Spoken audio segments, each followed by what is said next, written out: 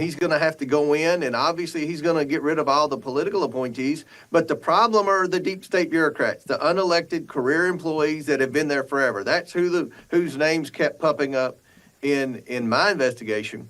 And he's going to have to get rid of those employees, even though they're protected by the civil service laws or merit or tenure or whatever you want to call it. So we talked about that. We named some names of some people that were responsible for the intelligence community, the 51 foreign former intelligence officials that signed the letter lying to the American people, committing election interference back in 2020 when they said that laptop was Russian disinformation. We knew from our investigation that the FBI already had possession of the laptop. The FBI knew months before that letter was issued, right before the 2020 election, that the laptop was real and that a multitude of financial crimes had been committed by the Biden family. So what we found throughout our investigation, and it's in my book, All the President's Money, is that the FBI, anytime we would find something out or we would have a high profile deposition, they would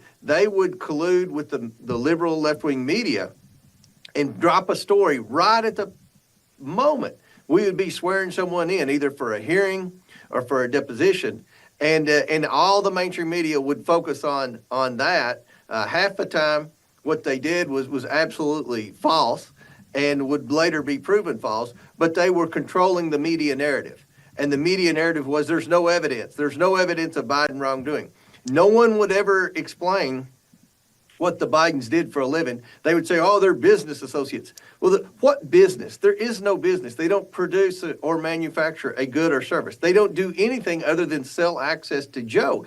And it wasn't like they were selling access to big pharmaceutical companies or some type of special interest. They were selling access to people in foreign countries, and my book goes into detail, names of all the scoundrels who wired to Biden's money. They were all in trouble. In fact, just about every one of them either have been in prison, are currently in prison, are under investigation and could go to prison, or on the run from being sent to prison. I mean, these are the worst people in the world that needed prosecutors fired. They needed banks to be able to allow them to launder money from their country into the United States bank so their country wouldn't seize their assets. These are the worst people in the world.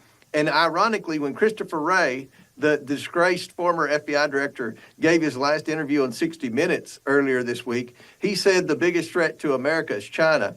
Then why didn't he do anything about the fact that the Bidens took $8 million from China? It wasn't from a Chinese company. I write about that in the book. It was from China. Tony Bobulinski testified in front of the American people and said it wasn't a legitimate business deal. It was a payment or a bribe from China.